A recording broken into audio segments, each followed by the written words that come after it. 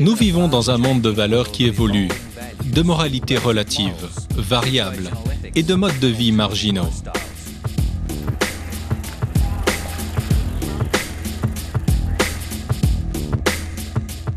Dans un monde qui change vite, beaucoup cherchent une base solide. Pour eux, l'avenir est incertain. Il est donc vital de trouver dans ce dédale une ligne de conduite. Notre premier épisode a suivi l'ancienne recherche de l'immortalité. Les anciens Égyptiens n'ont pas réussi à découvrir les secrets de la jeunesse, de la paix et de la félicité éternelle. D'autres cultures ont leur propre philosophie sur la vie et l'avenir, dont quelques-unes continuent à prospérer. L'une d'elles, réunie dans de vieux manuscrits et couramment désignée sous le nom de Bible, affirme qu'elle détient la réponse à la recherche de l'humanité pour la vie éternelle. Elle suggère qu'une vie sans fin est là, gratuite, à la demande. Mais il n'y a rien de gratuit aujourd'hui. Les vieilles allégations de la Bible sont-elles rien de plus que des rêveries? Et comment le savoir? En 1947, la découverte des manuscrits de la mer Morte a stupéfié le monde. Quand les savants du monde entier ont compris que les rouleaux étaient authentiques, ils posèrent des questions. De quand dataient-ils? Pourquoi étaient-ils dans des grottes? Qui les avait écrits? Ils trouvèrent des réponses dans les excavations de Qumran. Entre les falaises et la mer Morte vivait une communauté connue sous le nom d'Esséniens. Qui étaient ces gens qu'on appelle les Esséniens? Comme les pharisiens et les sadducéens, ils étaient une secte du judaïsme au 1er siècle de notre ère. Vers 150 avant Jésus-Christ, un prêtre qui travaillait dans le temple emmena un groupe d'autres prêtres dans le désert. Ils trouvèrent un vieux fort, datant probablement du temps d'Ésaïe, et s'y installèrent. Leur communauté dura de 150 avant Jésus-Christ jusqu'au printemps 68, où elle fut incendiée. C'était ce que nous appellerions une communauté monastique. Retirés de la ville, apparemment pas mariés, ils semblent être célibataires. Et ils sont un groupe très important. C'est le grand document de cette période, la période de Jésus. Ce sont des écrivains, des penseurs, ils nous ont laissé leur bibliothèque.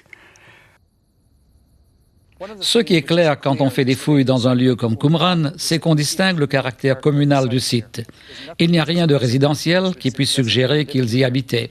Ils vivaient dans des grottes autour du site, ils venaient là durant la journée pour se laver, manger, travailler et étudier.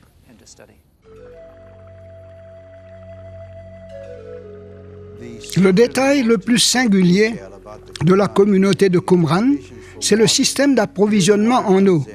L'eau arrive ici, va dans un bassin d'infiltration pour être purifiée. Elle s'écoule vers la communauté et vous n'avez que des citernes partout. Ils insistaient beaucoup sur la pureté rituelle, pratiquant des immersions dans l'eau, symbolisant le lavement des péchés. Jean-Baptiste, baptisé non loin d'ici, et certains ont suggéré qu'il pouvait bien avoir été essénien.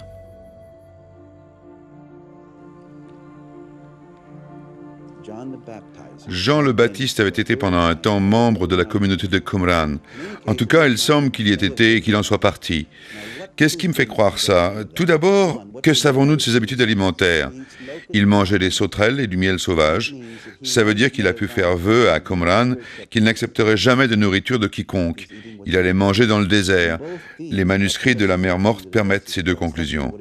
Deuxièmement, comment était-il vêtu? Portait-il les fins vêtements que les prêtres ou les visiteurs auraient pu lui donner? On venait en foule pour être baptisé. Sûrement, on lui aurait donné un vêtement. Mais que portait-il? Des peaux de bête. Encore une fois, il avait pu promettre à Qumran de ne rien porter que quelqu'un d'autre aurait fait. Le lien entre les Esséniens et les parchemins fut la découverte de ce scriptorium, ou salle d'écriture. Dans cette pièce, on a trouvé des morceaux de poterie identiques à ceux des grottes. Autour de la pièce, des banquettes de plâtre qui servaient de bureau, où on corrigeait les parchemins, et peut-être même où on les copiait à la main. Près du bureau, on a découvert des encriers contenant une encre séchée depuis près de 2000 ans. Et on a trouvé une bibliothèque et on a étudié son contenu. Ensuite, c'est une bibliothèque du temps de Jésus. Alors il devient tout à fait clair pourquoi tout ceci est si important. Nous avons des lettres, des instruments d'écriture, des feuillets sur lesquels un scribe prépare sa journée de travail, des psautiers, des livres de règlement. Nous avons une description de ce que sera la fin des temps. C'est terriblement important pour nous aider à comprendre l'époque où Jésus vivait et les rêves de ces gens.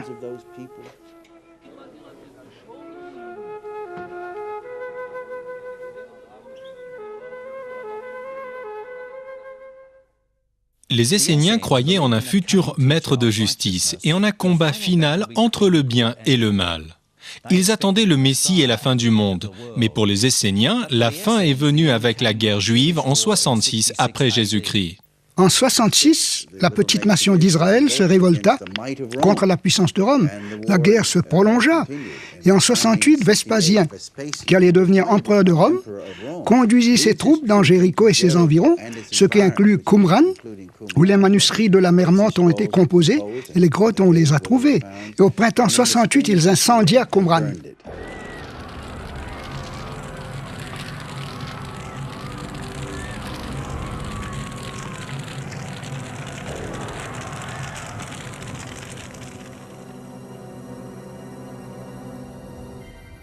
Pour protéger leurs manuscrits, les Esséniens les enveloppèrent dans des tissus de lin, les mirent dans des jarres et les cachèrent dans des grottes voisines.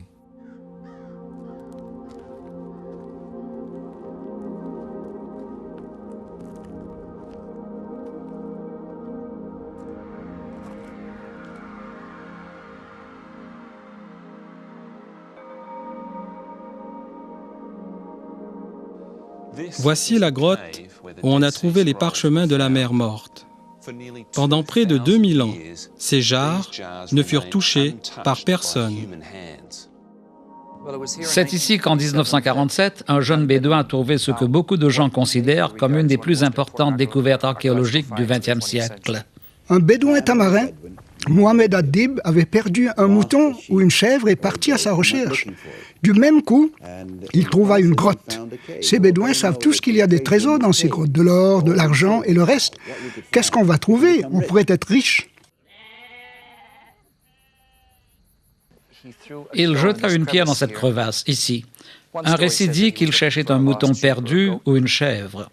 Quoi qu'il en soit, il entra dans la grotte parce que quelque chose s'était cassé quand la pierre avait rebondi. Et qu'est-ce qu'il trouve? De l'or? Non. De l'argent? Non. Des pièces? Non plus. On trouve des pièces tout le temps, mais pas des pièces. Du cuir. Pouah! Puis il trouva une série de jarres de céramique. Il ne savait pas ce que c'était, mais il comprit qu'il y avait là d'importants documents. Il revint le jour suivant avec un ami. Il faut vous rendre compte que l'accès est très difficile ici. Ils rampèrent dans la grotte et rapportèrent des documents qui plus tard devinrent classés grotte numéro 1 des manuscrits de la mer Morte. Il semble que leur histoire soit assez digne de foi, parce qu'ils racontent à peu près la même chose. Je parlais avec un de ceux qui y étaient. Il me dit « Je suis Mohamed Ad-Dib. C'est moi qui ai trouvé les parchemins. » Peut-être qu'il n'est pas Mohamed Ad-Dib, car nous avons des preuves que Mohamed Ad-Dib est mort il y a 2 ans. Vous voyez, si on ne peut même pas savoir qui est Mohamed Ad-Dib, comment peut-on reconstituer ce qui s'est passé en 1947? Mais le récit semble être le même. D'après lui, quand il entra dans la grotte, il trouva une série de jarres, environ 10 jarres. Je crois que seulement 4 jarres contenaient des documents. Qu'est-ce qui est arrivé aux autres documents? On ne sait pas, mais il est clair que dans ces 2000 ans, quelqu'un d'autre est pentré par là. C'est vraiment là une histoire incroyable à cause de ce qui est arrivé. Voilà ces 2 bédouins qui essaient de trouver quelqu'un pour acheter tout ça. Ils n'ont aucune idée de ce que c'est. Ils l'emportent à Bethléem, vont d'un marchand à l'autre, personne ne veut acheter.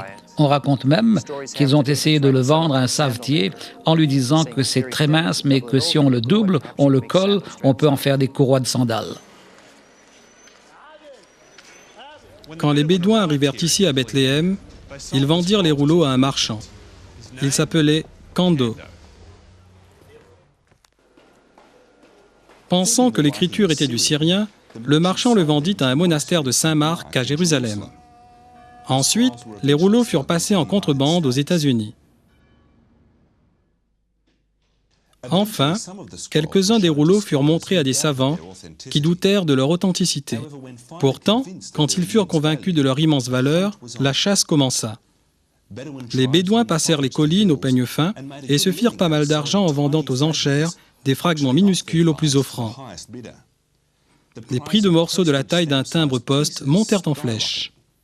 En 1952, Yigal Yadin, qui fut plus tard professeur d'archéologie à une université hébreu, faisait une tournée de conférences à New York. Dans le journal, il vit une annonce d'anciens documents à vendre. Et en plus, c'était dans le Wall Street Journal. Il appela le numéro de téléphone. Et qu'est-ce que c'était? C'était ces documents originaux qu'il avait essayé d'acheter en 1947-1948. Il parvint à obtenir un prix et ces documents arrivèrent dans les mains du gouvernement israélien. Et c'est ce que vous voyez aujourd'hui au musée israélien. Voici la grotte numéro 4, souvent appelée la grotte de la perdrix. Peu après les premières découvertes des parchemins, quelques Bédouins discutaient ou cherchaient de nouveaux documents. Un homme se rappela que plusieurs mois plus tôt, à la chasse, il avait blessé une perdrix. Suivant l'oiseau, il le vit disparaître dans une grotte. Ils allèrent en hâte vers la grotte et mirent la main sur quelques 40 000 fragments de parchemin. Les années passées depuis cette excitante découverte ont eu la tâche massive de rapiécer le gigantesque puzzle de fragments. Lire l'ancien hébreu, traduire l'ouvrage et finalement publier le texte. Comment rassemble-t-on les morceaux? Très lentement, très soigneusement et en dialogue avec nos collègues. L'ai-je rassemblé correctement? Je ne veux pas me tromper. Non, pas tant par vanité. Ne nous tracassons pas pour ça. Ce sont des savants confirmés qui travaillent. Mais on ne veut pas passer des informations fausses. Rappelez-vous, un petit morceau, c'est ce qui éclaire un puzzle et nous savons ce que c'est. Et si on avait créé quelque chose qui n'a jamais existé, c'est là une terrible responsabilité professionnelle. Beaucoup de gens ont entendu parler des rouleaux de la mer Morte à cause de la controverse. Quelle controverse? Qu'en 1947, les rouleaux ont été donnés aux chrétiens et les chrétiens ne les ont pas publiés. Il n'y a pas besoin d'être très intelligent pour deviner à partir de là que les chrétiens ont dû y voir quelque chose qu'ils ne voulaient pas, que d'autres voient et aient peur pour leur foi ou peur de ce que d'autres pourraient entendre. Et la chrétienté se mit sur la défensive. Voilà donc la controverse. Quelle est la vérité? Les rouleaux ont été découverts de 47 à 56. Deuxièmement, tous les grands rouleaux de la mer Morte, c'est-à-dire les rouleaux de plus de 2 pieds, ont été publiés par des chrétiens. C'est pourquoi nous sommes renseignés sur les rouleaux. C'est pourquoi nous avons des centaines de pages de traduction. Troisièmement, autre vérité, tout n'a pas été publié, c'est vrai. Mais au moment où nous parlons, en septembre 97, tout n'a pas été publié. Pourquoi? Certains des documents sont de la taille de mon ongle ou de la moitié de mon ongle. De rouleaux entiers, c'est tout ce qui reste. Nous parlons ici de près de 100 000 petits morceaux, de peut-être 800 documents, pour beaucoup desquels nous n'avons aucune idée de ce qu'ils contiennent. Ainsi, nous n'avons pas de modèle. Maintenant, retournons à notre puzzle. Et plutôt qu'un puzzle, c'est un rouleau de 29 pieds de long. Certains sont très longs. Comment les reconstitue-t-on? C'est ce qu'on essaie de faire aujourd'hui, c'est d'étudier l'ADN des fragments. Par exemple, voyant ces 2 feuilles devant nous, cette feuille-ci a de nombreux fragments. Appartiennent-ils à la même page? Peut-être, mais peut-être pas.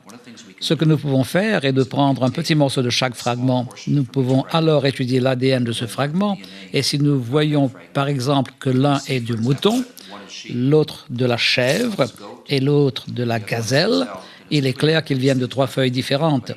D'autre part, si elles viennent toutes du même animal, c'est-à-dire qu'ils sont tous du mouton ou de la chèvre, il y a une bonne chance que ce que nous voyons vienne de la même feuille. Voici un ancien texte, un rouleau qu'on peut à peine lire.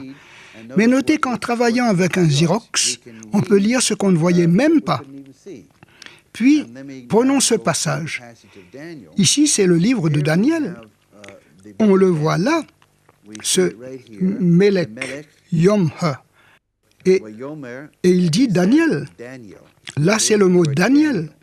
On a donc là un document de la grotte 1 de Daniel, et je vous montre des fragments qui sont pratiquement inconnus des savants. Mais regardez là, on peut à peine lire quoi que ce soit. Et regardez, là, ce n'est pas mieux. Maintenant, voyez ici ce qu'on peut faire avec un Xerox. On peut tout lire très clairement, et les mots qu'on ne voyait pas avant sont maintenant tout à fait distincts. Maintenant, les plus célèbres rouleaux sont gardés ici, dans la châsse du livre à Jérusalem. Dans ce bâtiment circulaire, bâti pour ressembler au couvercle d'une jarre à parchemin, les rouleaux sont dans des vitrines qui contrôlent la lumière et l'humidité.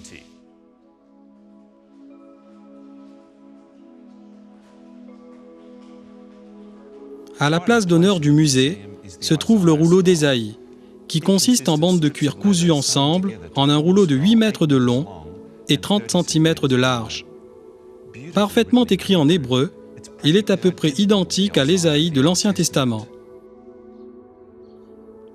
Je peux dire que le rouleau le plus important pour les gens est en fait le livre d'Ésaïe, car le livre d'Ésaïe est un des premiers qu'on ait trouvé dans la grotte 1, écrit au 1er siècle avant la naissance de Jésus-Christ. Aussi, en 1947, c'était le plus ancien manuscrit en hébreu qu'on ait trouvé. Les rouleaux sont datés entre le 3e siècle avant Jésus et 68 après. Mais qu'est-ce qui les rend si importants pour les chrétiens? Avant qu'on ait découvert les rouleaux de la mer Morte, on avait seulement des informations secondaires de sources classiques. Je veux dire Nouveau Testament, Joséphus, Philippe d'Alexandrie et des sources rabbiniques. Maintenant, nous avons les manuscrits originaux et on peut comparer. Les rouleaux de la mer Morte sont importants parce qu'ils démontrent que le texte de l'Ancien Testament nous a été transmis depuis 2000 ans, sans altération qui ait changé leur sens. Je veux dire que je peux lire ça. Et c'est exactement comme notre Bible d'aujourd'hui. On peut être sûr que la Bible d'aujourd'hui est une reproduction digne de foi des textes originaux. Les rouleaux de la mer Morte ne représentent qu'un petit échantillon de l'Ancien Testament, mais ils nous donnent un aperçu sur la façon dont la Bible a été écrite. Nous avons ici un rouleau qui est de 1000 ans plus ancien que ceux sur lesquels nous travaillons. Ah ah! La première réaction fut « Oh, on va pouvoir corriger la Bible ». Des changements majeurs. En fait, au premier abord, ce fut « Mais c'est tellement comme l'Ésaïe des 9e et 10e siècles ». Et nous avons ici un texte du 2e siècle avant Jésus, presque 1200 ans d'écart. Ils sont tellement identiques que c'en est déprimant. On peut, oh. Et puis on a commencé à s'emballer. C'était virtuellement le même texte et ça prouve que pendant des milliers d'années, les scribes ont été comme des Xerox. Ils faisaient des copies parfaitement exactes grâce à l'attention aux détails des correcteurs. Car je ne connais pas de manuscrit qui n'ait pas de correction. Mais à la base, on peut dire que de bien des façons, la Bible a été soigneusement préservée pendant des milliers d'années. Bon, les rouleaux de la mer Morte et d'autres découvertes archéologiques confirment la précision des textes originaux. Mais comment pouvons-nous savoir que le contenu de la Bible mérite confiance? Y a-t-il des preuves qui étayent le récit biblique? Et les prédictions de la Bible, est-ce qu'elles se sont réalisées? Une des prophéties les plus remarquables que je connaisse est celle de Daniel 2. Cette prophétie donne un aperçu d'histoire qui couvre 1000 ans. Elle est inattendue et précise.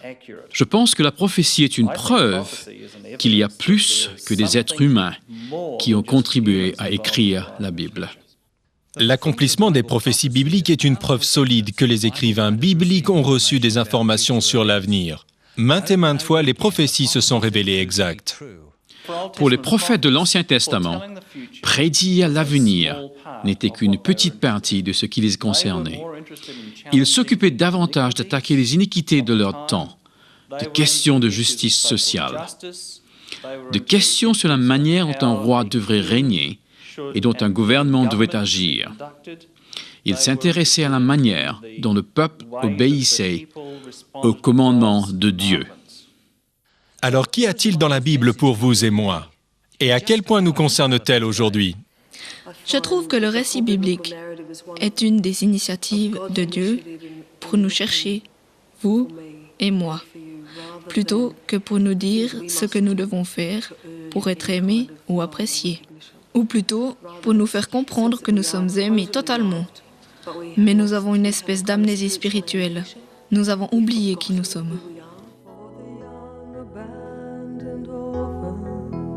Left alone without a reason, for the children in our cities where there is no home, for the son without a father and his solitary mother.